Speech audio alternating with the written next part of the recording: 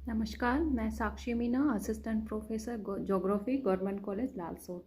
आज हम बात करेंगे राजस्थान के उच्चावच के बारे में। जैसा कि हमने लास्ट के वीडियो में राजस्थान के उच्चावच के बारे में बात की थी और उसमें हम राजस्थान के उच्चावच को 4 भागों में बांटा था। पश्चिमी मरुस्थलीय प्रदेश, अरावली पर्वतीय प्रदेश और पूर्वी मैदानी प्रदेश और लास्ट का था दक्षिणी पूर्वी पठारी प्रदेश। इनमें से हमने पश्चिमी मरुस्थलीय प्रदेश की लास्ट वीडियो में चर्चा कर ली थी। आज हम बात करेंगे दूसरे भौतिक प्रदेश यानी अरावली प्रदेश के बारे में। अरावली पर्वतीय प्रदेश राजस्थान के मध्य भाग से है, मध्य भाग में मिलता है और यह राजस्थान अरावली पर्वतीय प्रदेश विश्व की प्राचीनतम पर्वतीय श्रेणियों में से है। और अगर राजस्थान में इसकी स्थिति बात करें तो यह कर्णवत रूप में उत्तर पूर्व से दक्षिण पश्चिम तक फैली हुई है, जिसका प्रारंभ की उत्तर में दिल्ली से होकर दक्षिण में गुजरात में पालनपुर तक है। और इसकी लगभग कुल लंबाई है 692 किलोमीटर। और अगर राजस्थान में इसकी कुल लंबाई की बात करें तो वो है 550 किलोमीटर, जो कि राजस्थान के उत्तर पूर्व में खेतड़ी से लेकर दक्षिण पश्चिम में खेड़ब्रह्म तक है। और इसका विस्तार राजस्थान राज्य के 7 जिलों से होकर है, वो है सिरोही, उदयपुर, राजसमंद, अजमेर, जयपुर, दौसा और अलवर में। अरावली, अगर राजस्थान में अरावली की महत्ता की बात करें तो ये एक प्रमुख जल विभाजक के रूप में है और इस अरावली पर्वत श्रेणी से अनेक नदियों का उद्गम स्रोत है और यह कहीं ना कहीं राजस्थान में मरुस्थलीय प्रसार को भी रोकती है, अर्थात पश्चिमी मरुस्थलीय विस्तार को पूर्वी राजस्थान में आने से रोकती है। और इसके अलावा यह वनस्पति से भी समृद्ध है। अगर अरावली प्रदेश को हम विस्तृत रूप से जाने तो इसको 3 उप प्रदेशों में बांट सकते हैं। पहला है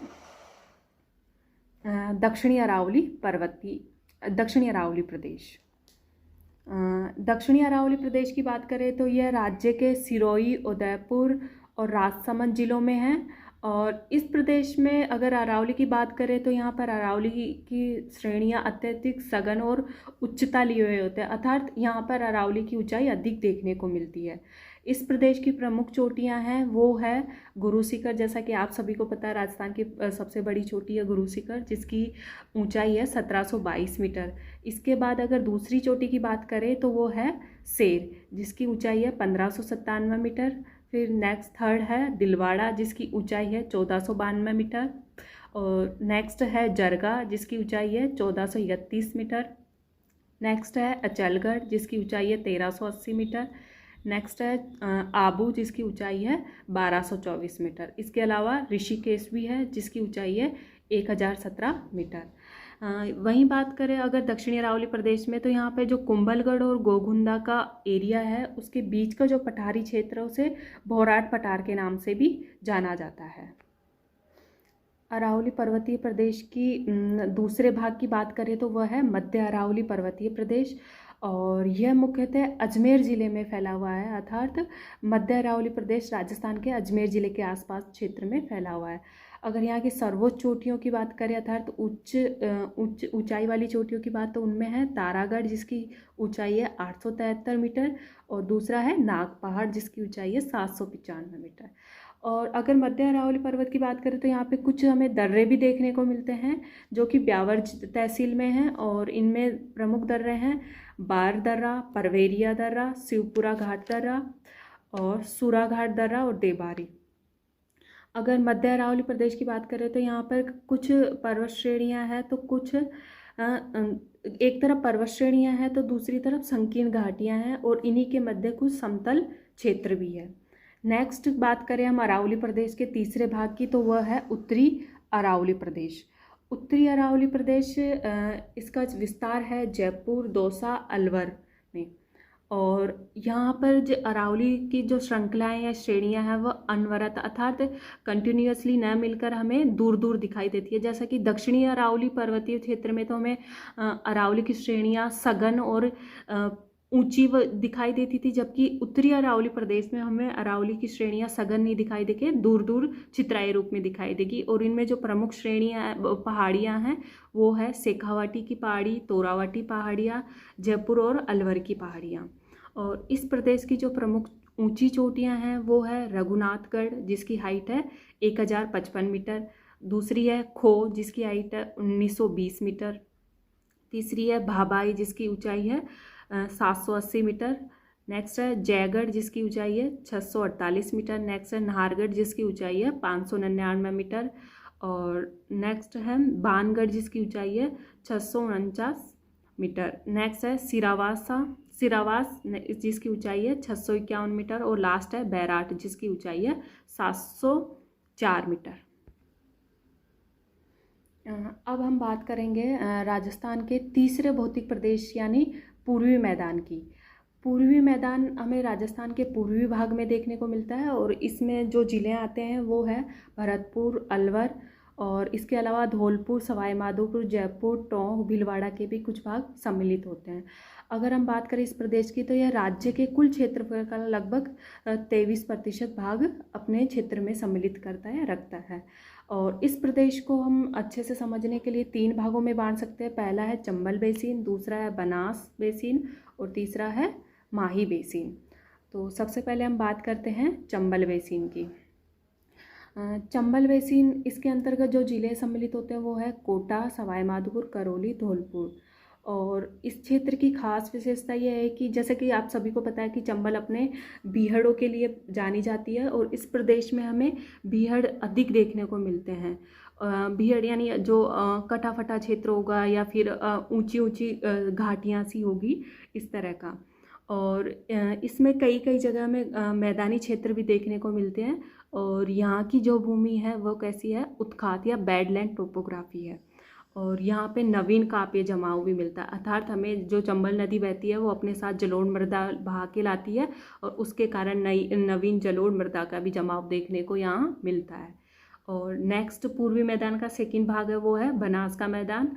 और यह जो जिन जिलों में फैला हुआ है वो है जयपुर, भीलवाड़ा, टोंक, अजमेर, जयपुर, दौसा और सवाई माधोपुर जिले।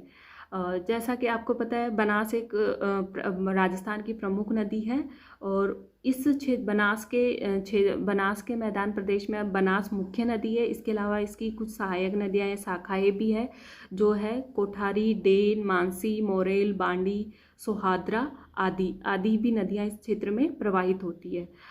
बनास क्षेत्र की बात करें तो ये पूर्णतः समतल नहीं है, कहीं कहीं पे ये अपन को कटा फटा भी दिखाई देता है। और इसके अलावा इस क्षेत्र की विशेषता ये है कि यह जलोढ़ मृदा के कारण उपजाऊ है और जो कि कृषि के लिए उपयुक्त क्षेत्र है। नेक्स्ट बात करेंगे हम छप्पन का मैदान या माही बेसिन के बारे में। इसका विस्तार उदयपुर, दक्षिण पूर्वी बांसवाड़ा से लेकर डूंगरपुर तथा चित्तौड़गढ़ जिलों के दक्षिणी भाग तक है। यह प्रदेश माही नदी का प्रवाह क्षेत्र है और यह अत्यधिक असमतल है क्योंकि यह माही नदी और इसकी सहायक नदियों द्वारा कटा फटा है। और यहाँ पर कुछ हमें पहाड़ियाँ भी देखने को मिलती है और संकीर्ण घाटियाँ भी देखने को मिलती है और उन्हीं के मध्य समतल क्षेत्र भी दिखाई देते हैं। स्थानीय भाषा में इस क्षेत्र को वागड़ नाम से भी जाना जाता है और इसे छप्पन के मैदान के नाम से भी जाना जाता है, जो कि प्रतापगढ़ और बांसवाड़ा जिले के मध्य फैला हुआ है। इसे छप्पन के मैदान के नाम से इसलिए जाना जाता है क्योंकि यहाँ 56 ग्राम समूह है या 56 नदी नालों का समूह है। नेक्स्ट बात करते हैं हम दक्षिणी पूर्वी पठार या हाड़ौती के पठार, जो कि राजस्थान के भौतिक प्रदेशों का सबसे लास्ट का या आखिरी का भाग है। और दक्षिणी पूर्वी पठार या हाड़ौती का पठार हमें राजस्थान के दक्षिण पूर्वी भाग में मिलता है और यह राजस्थान राज्य के कुल क्षेत्रफल का लगभग 6.89% है। और यह जो दक्षिणी पूर्वी पठार है हाड़ौती का पठार है, यह मालवा के पठार का ही विस्तार है। मालवा का पठार जो कि एमपी में है उसी का विस्तृत रूप है। और इस प्रदेश में यानी दक्षिणी पूर्वी पठारी प्रदेश में जो जिले आते हैं वो है झालावाड़, कोटा, बूंदी, बारा। और इस प्रदेश में हमें जो भौतिक स्वरूप या संरचनाएं देखने को मिलती है वो है मुकंदरा की पहाड़ियाँ और बूंदी की पहाड़ियाँ। ये पहाड़ियाँ अर्धचंद्राकार रूप में विस्तृत है। और इसके अलावा यहाँ जो नदियाँ प्रवाहित होती है वो है चंबल के अतिरिक्त यहाँ उसकी सहायक नदियाँ में पार्वती, परवन, काली सिंध आदि भी प्रवाहित होती है। और इसके अतिरिक्त हम इस प्रदेश को 5 धरातलीय उप प्रदेशों में बांट सकते हैं। और इन 5 धरातलीय उप प्रदेशों में उप प्रदेश इस प्रकार है। पहला है अर्धचंद्राकार पर्वत श्रेणियाँ। अर्धचंद्राकार पर्वत श्रेणियाँ जैसे कि हमने अभी ऊपर बात की थी, इसमें आ जाएगी बूंदी और मुकुंदरा की पहाड़ियाँ। सेकंड भाग है नदी निर्मित मैदान। नदी निर्मित में हम इसमें सम्मिलित करेंगे चंबल और उसकी सहायक जैसे काली सिंध, परवन और पार्वती, इन नदियों द्वारा निर्मित मैदान को। तीसरा भाग है शाहाबाद का उच्च स्थल। शाहाबाद के उच्च स्थल में हम बारवा के पूर्वी भाग को इसमें सम्मिलित करेंगे। और फोर्थ है झालावाड़ का पठार। इसमें हम करेंगे मालवा के ऊपरी भाग को, यानी मालवा के पठार के ऊपरी भाग को इसमें सम्मिलित करेंगे। और लास्ट है डंग गंगाधार के उच्च क्षेत्र। इसमें हम करेंगे, यह भाग झालावाड़ के पठार के दक्षिणी पश्चिमी भाग में स्थित है। और अब लास्ट में हम इस राजस्थान के भौतिक प्रदेशों का एक मैप को भी देख लेते हैं। राजस्थान का धरातली प्रदेश या उच्चावचीय स्थिति के लिए हम इसके मैप के थ्रू अच्छे से समझ सकते हैं। जैसे कि ये राजस्थान का मैप है, ये नॉर्थ वाला भाग, ये साउथ, और ये ईस्ट वाला और ये वेस्ट वाला। अगर हम राजस्थान के भौतिक प्रदेशों को, जैसा कि हमने 4 भागों में बांटा था, तो जो पहला भाग था पश्चिमी मरुस्थलीय प्रदेश, उसमें ये वाला भाग सम्मिलित हो जाएगा, इसके इधर वाला भाग। तो इसको भी हम पुनः 2 भागों में बांट लेंगे, शुष्क मरुस्थलीय प्रदेश और अर्धशुष्क मरुस्थलीय प्रदेश। और जैसा कि हमने पश्चिमी मरुस्थलीय प्रदेश को 4 भागों में बांटा था, पहला था शुष्क मरुस्थलीय प्रदेश, दूसरा था लूनी बेसिन जो कि ये वाला क्षेत्र आ जाएगा, तीसरा है घग्गर का मैदान, और लास्ट चौथा है शेखावाटी प्रदेश। 4 हो गए, शुष्क मरुस्थलीय प्रदेश, लूनी बेसिन, घग्गर का मैदान और शेखावाटी प्रदेश। फिर दूसरे राजस्थान के दूसरे भौतिक प्रदेश की बात करें तो वो था अरावली पर्वतीय प्रदेश। तो अरावली पर्वतीय प्रदेश को हमने 3 भागों में बांटा था। पहला था दक्षिणी अरावली प्रदेश, जिसमें ये वाला भाग सम्मिलित हो जाएगा। दूसरा है मध्य अरावली प्रदेश, जिसमें ये वाला भाग आ जाएगा। और तीसरा था उत्तरी अरावली पर्वतीय प्रदेश, जिसमें ये वाला भाग आ जाएगा। फिर राजस्थान के तीसरे भौतिक प्रदेश की बात करते हैं तो वो था अपना पूर्वी मैदान। तो पूर्वी मैदान में हम इस वाले एरिया को सम्मिलित करेंगे। और इस वाले एरिया को हमने 3 भागों में बांटा था। वो था चंबल बेसिन, जो कि ये वाला एरिया आ जाएगा आपका। और दूसरा था बनास वाला, उसमें ये वाला एरिया आ जाएगा। और तीसरा था छप्पन का मैदान या माई बेसिन, जिसमें ये वाला एरिया आ जाएगा। और राजस्थान के भौतिक प्रदेश को लास्ट का भाग था या चौथा भाग था, वो था दक्षिणी पूर्वी पठारी प्रदेश या हाड़ौती का पठार। तो उसमें ये वाला भाग आ जाएगा। तो ये था राजस्थान का भौतिक स्वरूप या भौतिक प्रदेश। और इसमें इस वीडियो में आज इतना ही।